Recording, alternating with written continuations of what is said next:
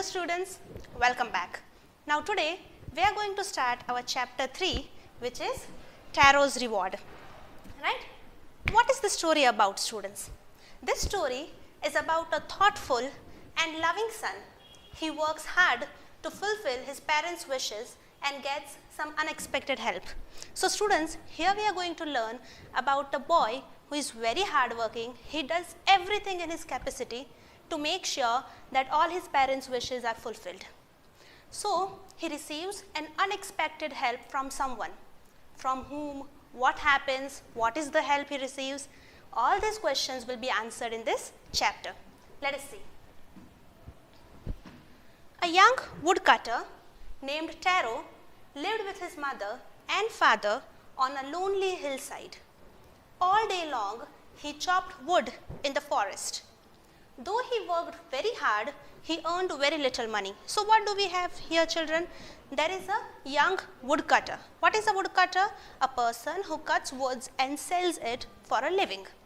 So this woodcutter worked very hard. All day he chopped wood. Chopped means cut wood. But even though he worked so hard, students, he did not earn much money. He was not very rich. This made him sad, for he was a thoughtful son and wanted to give his old parents everything he needed. So this made him very sad. Why, students? Because he worked so hard, he loved his parents, cared for them, he was very thoughtful, but still he was not able to fulfill all his parents' wishes. So all day he used to cut wood and still he was not satisfied, he was very unhappy. One evening, when Taro and his parents were sitting in a corner of their hut, a strong wind began to blow. It whistled through the cracks of the hut and everyone felt very cold. So one evening, students, it was very cold. Taro and his parents were sitting in a corner in their hut. Why they were sitting in a corner? They hoped that if they sit in the corner, it will be less cold. But still, the wind was whistling, the wind was blowing very fast, and that is why it was very cold. And because there were cracks, there were gaps in their hut, the wind was even more stronger, it was even more cold. Suddenly, Taro's father said, "I wish I had a cup of sake." What is sake? Sake is a very popular Japanese drink. It would warm me and my old heart good. So he said that I wish that I just got a cup of sake. Why sake? It is known that if you drink sake, you will feel warm. So the father is saying that I wish that I had a cup of sake so that I would feel warm and my heart would be at peace. But students, sake is a very expensive drink. Everyone cannot afford sake. This made Taro sadder than ever, for the heartwarming drink called sake was very expensive. Now, Taro wanted to get this drink for his parents, but he could not get it. Why, students? Because like I said, that this drink, sake, is very expensive.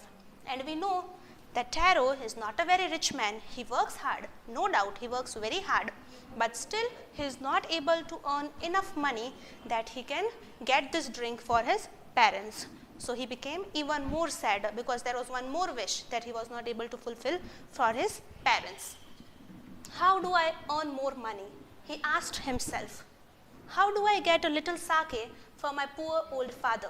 He decided to work harder than before. So now he was talking to himself. He asked himself that what do I do? How do I earn more money? How do I earn more money so that I can get sake for my poor father, which will warm his body? So he decided that he is going to work harder than before. He was already working very hard, but he thought that he is going to work even more hard. He is going to work harder and make sure that he can get sake for his old father. Next morning, Taro jumped out of bed earlier than usual and made his way to the forest. What is the meaning of made his way? Means started moving towards the forest, went to the forest. Why he was going to the forest, students? Because that is where he is cutting the woods and earning from. So next morning, even earlier than his usual time, he got up very early and went to the forest. He chopped and cut chopped and cut as the sun climbed, and soon he was so warm that he had to take off his jacket. So students, he was working very hard. He continuously chopped and cut, and the sun was rising in the sky. So it was getting warmer and warmer, it was getting hot, and he was also feeling very hot. So he removed his shirt, he removed his jacket. His mouth was dry and his face was wet with sweat. My poor old father, he thought, if only he was as warm as I. So when he saw this, that his mouth was dry because of the heat, he was wet because of the sweat, he thought of his father, that I wish that even my father was this warm. And with that, he began to chop even faster, thinking of the extra money he must earn to buy the sake to warm the old man's bones. So he was thinking about his father, so he was even more motivated. He started working even harder, he started cutting harder and faster so that he could earn more money. At the end of the day, what did he want? He wanted to earn more money so that he can buy sake for his old father. Then suddenly, Taro stopped chopping. What was that sound he heard? Could it possibly be rushing water? So like I said, students, his mouth was dry, means he was feeling very thirsty, but he did not have any water. So suddenly he heard some noise.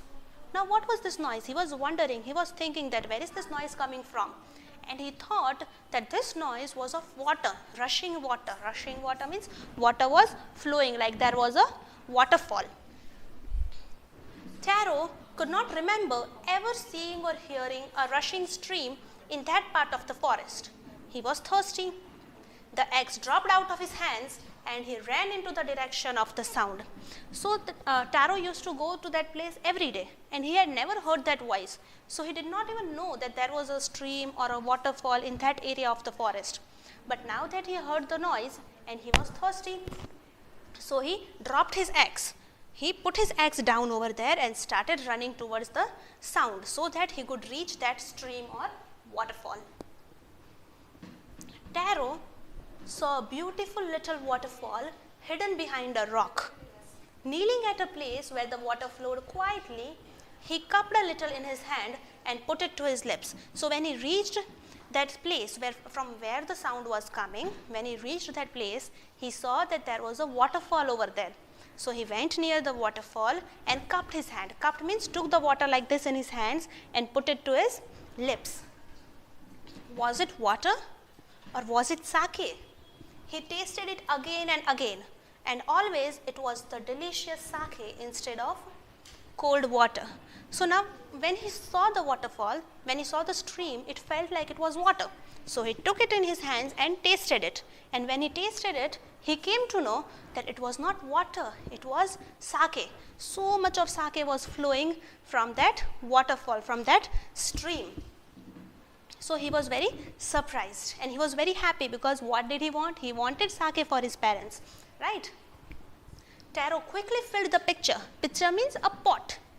Taro quickly filled the pitcher he had with him and hurried home. So he quickly filled that pot. Why? Because he was so happy that finally he would be able to get that sake for his parents. The old man was delighted with the sake. Delighted means he was very happy when he saw that sake.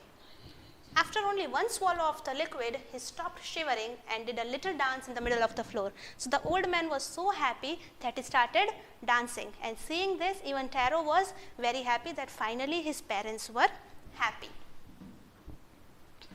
That afternoon, a neighbor stopped by for a visit.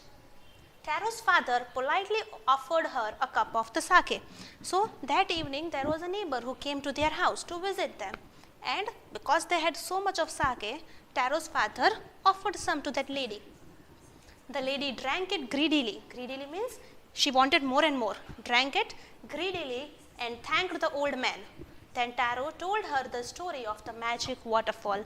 Now see, students, they lived in a small hut in the forest. They knew that sake was not very rich. So obviously they were having questions that from where and how they were able to afford this sake. So Taro told him the story that from where he got so much of sake. Thanking them for the delicious drink, she left him in a hurry. By nightfall, she had spread the story throughout the whole village. Now she thanked them for the sake and left the house very quickly. And by the nightfall, students, you know how neighbors are, right? If they come to know about something, they are going to tell it to everybody else, right? So by that evening, the lady had told everyone in the neighborhood about this waterfall that gave sake instead of water. Right, students? Now after this, what happens, that we will find out in the next lecture. I am sure you want to find out that what this lady is going to do, right? So now I will see you in our next lecture. Till then, bye bye.